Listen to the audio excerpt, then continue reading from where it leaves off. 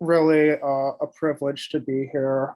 Thank you so much for inviting me, comrades. Like Jason said, my name's Bill. My pronouns are he, him, his. I'm a member of the Revolutionary Socialist Network as well as AFT Local 6300. Talking to you from Urbana, Illinois, which is occupied Kickapoo and Peoria land.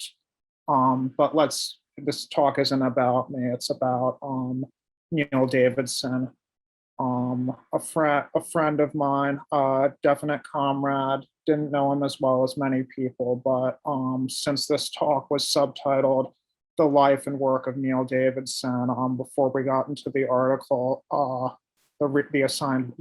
reading, I thought I would talk a little bit about him.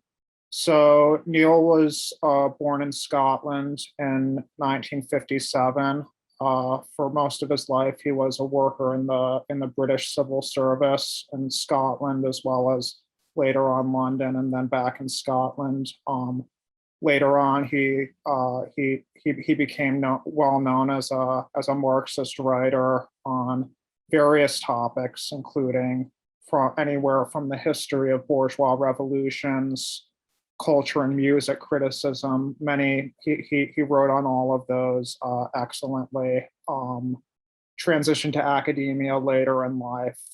He was a longtime member and also internal critic of the British Socialist Workers' Party, later of RS21 and of its subgroup in Scotland, Scotland International Socialism. Was the author of many books, most of them published by Haymarket. And of course, along with all of that, a well-known activist in his union, the Public and Commercial Services Union, as well as an activist for Scottish independence, founder of the Radical Independence Campaign, and some other stuff. Yeah. So that's a bit about his background.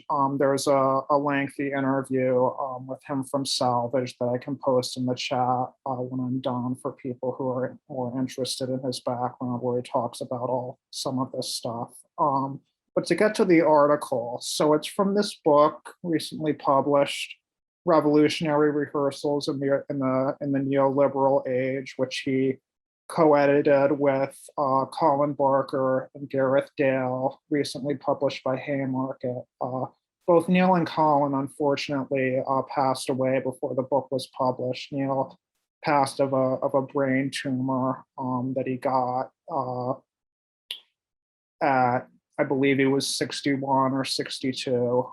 He passed away in spring of last year, far too soon.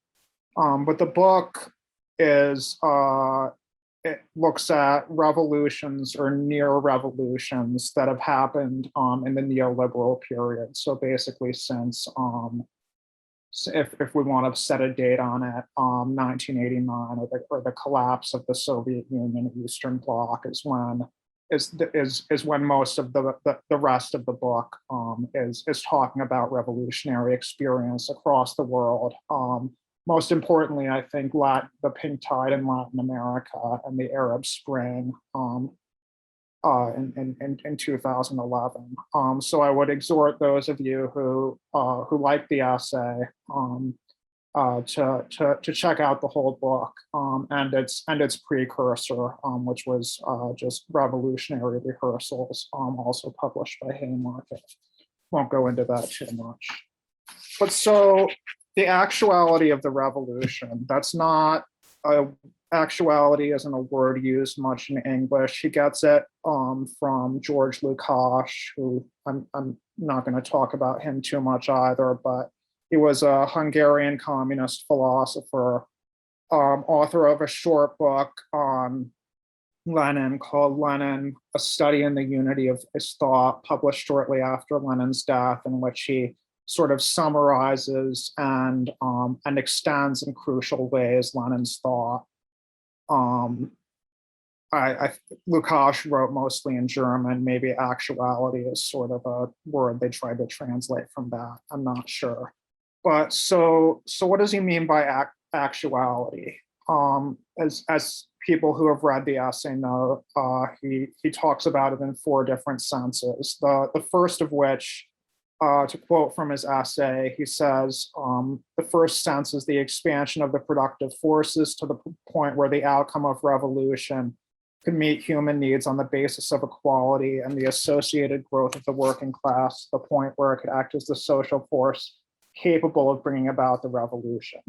Neil, in his essay, treats this as sort of an accomplished fact, although there's people who question whether the working class, especially in the developed West, is so much of a social force capable of doing this. But I'm not going to discuss it much. I'll treat it basically as he did.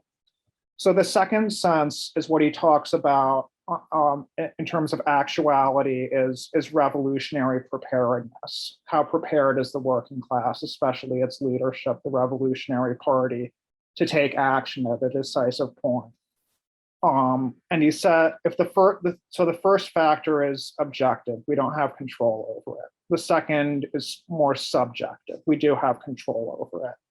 And he's to quote from him again, he says, it involves revolutionaries treating all the activities they undertake, no matter how quote, unrevolutionary in themselves, as preparation for the arrival of the revolutionary moment, the precise timing of which they cannot predict, which includes some very exciting work as well as some very unexciting and unheroic work, as I'm sure I don't need to tell anyone in this room. Organizing marches, organizing study groups like this one, cadre education, and from afar, what I've observed of you guys, the Denver comrades, it seems to me you guys are teaching us real lessons in terms of the second sense of actuality of revolution. So thank you for that. The third sense are revolutionary situations. He defines that as a situation and one in which taking power is an imminent possibility. Like the first sense of revolution, not something we have control over, objective. And these are what sort of the revolutionary situations, or what the case studies in the first and second books of revolutionary rehearsals that I mentioned, they're what most of them address, case studies that are national, sometimes regional in scope. And these revolutionary situations really last a specific amount of time. We can say in retrospect, they last perhaps several weeks, a month at most. And at which point you either take the working class has taken the opportunity to seize power, start the transition to socialism or not. Unfortunately, we only know of one case in history where the working class actually did this in October 1917 in the Russian Empire, where the working class has taken power and sort of made that stick. That's unfortunate that it's the only one. Much more often, we can see these situations arise where the opportunity is missed, whether that's from shortly after the Russian Revolution, Germany in 1923, for example, to Chile in 1973, Bolivia in 2003, which the book talks about, and Egypt, I think, in 2011. So yeah, like I said, objective rather than subjective. It depends on the mood of the working class, which revolutionaries, whether how big or small a group we are, whether we're in Denver, Urbana, the whole US, as we're trying to do, that's not something we can produce by ourselves. And I think so it doesn't depend on the subjective mood of a group of revolutionaries being ready for revolution. And I think that's where a lot of his discussion of substitutionism, voluntarism, and especially the thought of Che Guevara sort of comes in there. So finally, the fourth sense of the actuality of the revolution, and this is where I think he's the most original in this essay, is what he calls a revolutionary conjuncture. He says these lie between the point where socialism is possible and the working class is numerous enough to conquer power on the one hand, which is the first condition, and on the other hand, the immediate prospect of the seizure of power on a national scale, which I just talked about, Actuality 3, he calls it. And he says, I'm going to quote from him again: revolution moves from being an abstract hypothesis to a concrete possibility, but where the question of state power is not directly posed. So conjunctures, I'm paraphrasing here from Neil, are sort of the international situations where you have the possibility of the working class in different countries establishing power in the imminent sense, like not in the sense of 20, 30 years, however long it's going to take us in the US, I hope within my lifetime. But within our grasp, and it depends like on what we do, on actuality number 2, as he says. I think it's number 4 because he's the most original with it, that needs some unpacking. Neil identifies 3 of the of what he calls revolutionary conjunctures, which took place during the 20th century. The first being 1917 to 1923, the second 1943 to 1949, coinciding with the end of the Second World War, the liberation of China and much of the colonial world from colonialism, and the third, 1968 to 1979. And he says that these revolutionary conjunctures can be sort of prepared or detonated by a variety of factors, which usually occur in combination. In the first 2, you have obviously the imperialist war at the center of imperialism, the First and Second World Wars. Along with that, you have sort of the transformation of this social and political upheaval from one area of the world into another. So where we saw in the first one, the First World War sort of leads to the Russian Revolution, which then had a dynamic of expansion, I think, to the global South, to national liberation struggles during the same period, especially in China and India. And during the third revolutionary conjuncture of the 20th century, 1968 to 79, what we see is kind of the reverse. You have the inspiration of anti-colonial struggles, especially in Vietnam and Africa, to global North countries such as France and the United States. So yeah, also economic crisis going along with that. I'm not going to talk about that too much. He dismisses it kind of as having revolutionary implications on its own. But what we can say, and I think he would agree with this, is that the political crisis is a sure thing that leads to a revolutionary conjuncture. And the last one that we've experienced, 1968 and onwards, we have the fall of Southern European dictatorships, Portugal, Greece, Spain, more recently, and what I'm going to talk about next, the collapse of dictatorship and/or apartheid in Africa, military dictatorships in Latin America, which sort of open up this possibility on an international scale. So this is kind of the first question I have for the discussion, is that Neil says there hasn't been an occurrence of this international revolutionary conjuncture, more or less, for the last one ended 42 years ago. So for me, this is kind of a question because we can seemingly only identify revolutionary situations as well as revolutionary conjunctures in retrospect, which goes to his discussion at the end of rehearsals versus performance, which, to be honest, I don't completely follow all of.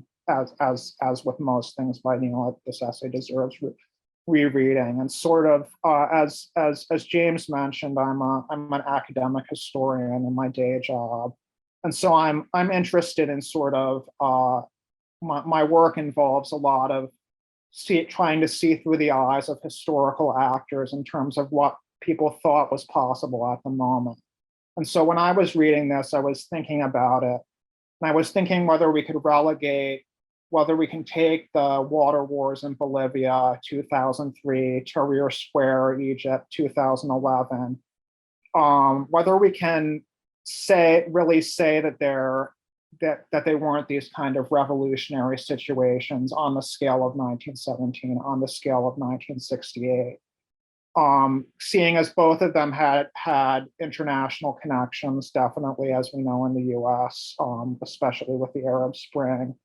And we might be having a very different conversation right now had the working class in either Bolivia or Egypt or any of the other case studies in the book actually been able to take power, which is, of course, another question, or of whether the working class was prepared if it lacked leadership in these more recent instances during the neoliberal age, if the working class wasn't ready, and therefore whether we can sort of relegate them to being preparatory rehearsals, performances, whatever we want to call them. And was all that was possible in this moment a political transformation into bourgeois democracy or something else? Leaving that to the side. I think the most important question for me, and I think for Neil as well, as a lifelong revolutionary international socialist, is where are the seeds of revolutionary conjunctures and revolutionary situations today? So in the third and fourth senses of actuality I'm talking about here. So like in 1917 and after, the Comintern's slogan was "Workers of the world and oppressed peoples unite." That is to say, the joining together on a world scale of nationalist struggles in the colonized world and workers' struggles in the imperialist centers. And I think Neil's discussion of oppression and exploitation, which takes up the middle part of the essay, I'm not going to talk about it too much, but I think it really helps us extend this understanding that the Comintern had sort of an embryo to struggles around gender, sexuality, as well as racial, national, religious, and other kind of forms of oppression. I'm gonna quote from the Lukács book on Lenin, which I mentioned earlier, because I think he summarizes really well what the Comintern's understanding of this was. He says, "The revolution is impossible without a complete national crisis affecting both exploited and exploiters. The deeper the crisis, the better the prospects for the revolution. But also the deeper the crisis, the more strata of society involved, the more varied are the instinctive movements which crisscross in it, and the more confused and changeable will be the relationship of forces between the two classes upon whose struggle the outcome ultimately depends, the bourgeoisie and the proletariat. If the proletariat wants to win this struggle, it must encourage and support every tendency which contributes to the breakup of bourgeois society, and do its utmost to enlist every upsurge, no matter how instinctive or confused, into the revolutionary process as a whole." And Neil, I think in his discussion toward the end of the essay, points to two kinds of specific struggles which were relevant in the UK at the time he was writing, 2017 to 2019, or 2017 to 2018, I guess, more or less. One being militant struggles for rights by migrant workers. He cites the case of the cleaners at the School of Oriental and African Studies in London, which, by the way, I was a master's student at in Britain. That's where I joined RS21. That's where I got to know Neil a bit, to answer James's question to me. And the other one is for militant struggles that we've seen in the UK in the form of Extinction Rebellion against the pressure on the government for immediate action against climate change. In the US, it's a little different, I think. We've seen incredibly large demonstrations from, I think the first one I attended was in 2012 in DC. So many large demonstrations and campaigning around climate change. But I think, as Neil says, I think correctly, in the case of the US and much of the rest of the global North, the predominant mood of the climate change movement remains kind of reformist. Pressure for a Green New Deal. We can accomplish this change sort of within the system. What's important about this, especially him mentioning these two struggles, migrant workers' struggles and climate change struggles, is I think as the effects of climate change get worse and worse, we're already seeing climate migration on a huge scale, on a scale that's been underreported, but on a large scale, which will only get greater. And I think there's a real potential for these two movements to join together as climate change increases migration. And I think, so yeah, the second open question I have sort of to the room is, he doesn't talk about them. He only gives these two examples, but what other struggles, including struggles we all may be involved with in terms of this sort of both unheroic and heroic preparatory work that we could see a revolutionary conjuncture being sparked off by. He quotes briefly from a French Trotskyist named Daniel Ben-Said, which I think is very apposite for revolutionaries. Be ready for the improbable, for the unexpected, for what happens. So I'm going to end with two things. One is pretty negative and depressing. One is more positive. I'll take the negative one first. So Neil talks a lot from various thinkers, including Walter Benjamin, Friedrich Nietzsche, W.E.B. Du Bois, as sort of this barbarism and kind of, it's my own term, but I think it's right, nihilism kind of associated with imperialist war in the past and the effects of climate change today, as well as, the rise in support, as we all know, for right-wing populists such as Donald Trump and his continued support even after he lost the presidency.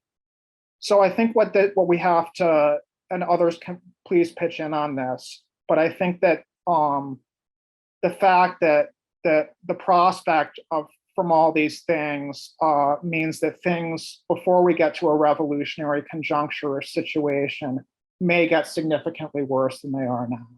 And we have to be prepared for that. And what Neil argued, I think correctly, although many disagreed with him, in 2016, when I was still living in Britain, there was the Brexit referendum. And so most people on the left sort of only saw disaster, as he says, lurking behind Brexit. And many people were very frightened that the day after Brexit, there would be fascist mobs in the streets, assaulting, killing immigrants, things like this. I can't cite any examples, but my left book feed was full of it at the time, 5 years ago now, thankfully. I think we can also definitely see this in the U.S. I was panicked when Trump got elected. I was panicked to a certain extent when he threatened to be reelected. And in the 2020 election cycle, we saw many on the left who were so panicked about Trump being reelected, becoming more authoritarian. The threat of a fascist dictatorship was often brought up, to the point that they swung behind Biden and the Democratic center and started campaigning, phone banking, knocking on doors for Joe fucking Biden. Supposed revolutionaries were doing this. And I think that's part of where these reformist attitudes, social democratic attitudes, can kind of arise in the context of this panic, that we have to help the system return to normal before we can struggle, before we can push on, before we can struggle for socialism.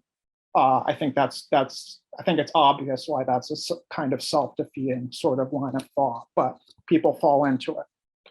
So finally, the second sense, as I said, whereas many on the left saw Brexit as could only be a disaster for workers and the oppressed, Neil sort of took a radical, what I think was the correct revolutionary stance. He called on the British left to see Brexit as an opportunity, not a revolutionary opportunity, certainly, but a situation in which the system is in crisis. The majority of the British ruling class did not want Brexit, still does not want Brexit to happen. But and in which this could be, if the left intervened, if revolutionary groups intervened at crucial points, could be turned to the advantage of the working class and the press. most of us know the stupid saying about the Chinese character for crisis and opportunity being the same. I don't think that's true, but it's opposite, because I think this is where the revolutionary preparedness, actuality in the second sense, can be joined to revolutionary situation, actuality in the third sense, and the revolutionary conjuncture.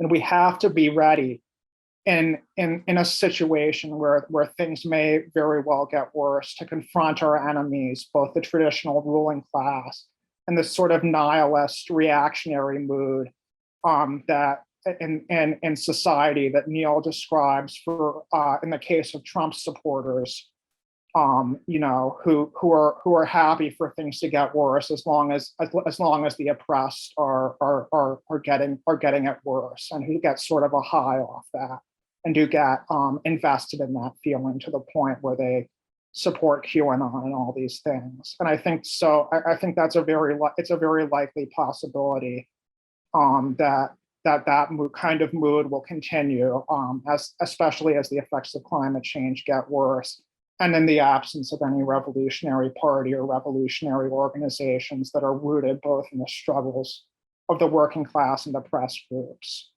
Which I think, and I said I was going to end on a semi-positive note, leads to our basic challenge, which is what Neil's addressing throughout his life, and in this essay especially, the last essay he completed, which is the contradiction is that the majority of the working class and oppressed will not revolt openly outside of the conditions of a revolutionary conjuncture or revolutionary situation. And we can't provide those conditions by ourselves. But at the same time, we need to be ready to seize the moment, like Lenin did, when they do arise, and push them where they need to go, not just for our own sakes, not just for the sake of our own lives, but for the sake of humanity and the planet. Thanks, comrades. Yeah, I just have to say to start off, it's always a pleasure, and it's always so rewarding to discuss texts like Neil's, which are so rich, multifaceted, with comrades focused on applying as he would have wanted us to, his thoughts to our own concrete situation. It's an experience I have rarely, but I hope to have it more common in the near future. Just by the way, I loved Mike's story about the Scotch. I was at a bar in Berlin with Neil and some other comrades in 2016, and the look on his face when I ordered a white wine instead of a red wine was just of utter disgust. I assured him that it's wine is the only thing I prefer white to red. He was not convinced anyway. So I wanted to say something about the Arab Spring, which related to the first question I posed to y'all. So yeah, I think I do agree with Mike that we should see it as at least a regional revolutionary conjuncture, and there's probably room to develop what Neil has said in terms of the various levels, national, local, national, regional, global, in a way that he would have approved of, since he wrote a lot about developing Trotsky's theory of uneven and combined development. And I don't think the definitive leftist or Marxist history of the Arab Spring has yet been written. There's some good books, among them Adam Hania's, Asif Bayat's, to a certain extent Gilbert Ashkar. But I think the problem with that, on that point, is you have the slogan in Tahrir, the people demand the fall of the regime. Well, what happens when the regime does fall? It seems like many of even the most radical revolutionaries at that point who were involved in those protests kind of stepped aside and waited for other forces, in the Egyptian case being the Muslim Brotherhood, in the case of Argentina, the sort of traditional Peronist party, to do things for them. So I definitely agree with Steve that that we have to identify these revolutionary situations and conjunctures in terms of the subjective aims of their proponents. And that's something that seems to have been lacking in what Neil, following Hal Draper, would call recent political rather than social revolutions. I really like that people brought public health into this. As far as I know, Neil did not write this during the time of COVID. I think had he, when the COVID epidemic hit, he was suffering already from the brain tumor that would take his life. And I think if he had been more, if he had written it if he had been able to write it during COVID, he would have definitely incorporated public health as one of these things. And I think it's really important because Neil was lucky enough to live in a country with a nationalized healthcare system. We are not, so that's kind of the unevenness. Not only, obviously, not just of the U.S., but for most countries in the global South, that sort of shows. And I think it's something that, even though we've been experiencing the pandemic for over a year now, I don't think revolutionaries have really come to terms with how a revolutionary response to the pandemic works, what it looks like, because as far as I can see, the demands, which have been good ones, don't get me wrong, but they've been demands for the government, again, for the bourgeois government to step in and to protect us better. Good demand, but what does a specifically revolutionary contribution look like? On the topic of economic crisis and the idea of things getting worse, I think Neil is right in his essay to say that, and I think it's kind of an anti-orthodox or anti-economist move when he says that, more or less, I'm paraphrasing, the economic crisis doesn't in and of itself produce a revolutionary situation. Many situations in history where things have gotten worse and just continued to get worse. On the other hand, I know at least in the first revolutionary conjuncture Neil identifies, that of 1917, many of the most radical workers who supported the Bolsheviks in Petrograd in 1917, and who supported the Communist Party and later on in Germany, and to a certain extent in the UK as well, were actually fairly well off compared to the rest of the working class. They were metal workers. They were engineering workers. The shop stewards movement in Britain, which most of us don't know of. But there's a really good book by Neil's one-time comrade in the SWP, Donnie Gluckstein, called The Western Soviets, which probes into that dynamic in detail. But I think it's also important because we're living now in a month in the United States that people on Twitter are starting to call Striketober. We had the Nestle strike earlier. We're having the Kellogg strike now. And IATSE, which is one of the most traditional conservative craft unions in the whole of the United States, which is saying something considering the history of our labor movement, is right now preparing for a nationwide strike against terrible conditions in streaming services. So there is this point at which you can only, I think Neil says it, you can only push the working class so far before people do start to strike, before in essence we're forced to fight back.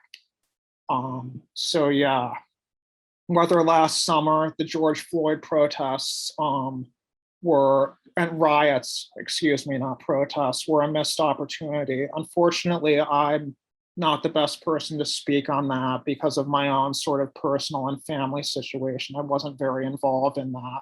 But I will say that even if it's not the final struggle, as we know the words from the song, even if it's not what Neil would call and what I would call a properly revolutionary situation in that sense, there are always going to be chances that occur again and again for us to push forward beyond what seem at some points push forward quite rapidly and in ways we had never imagined.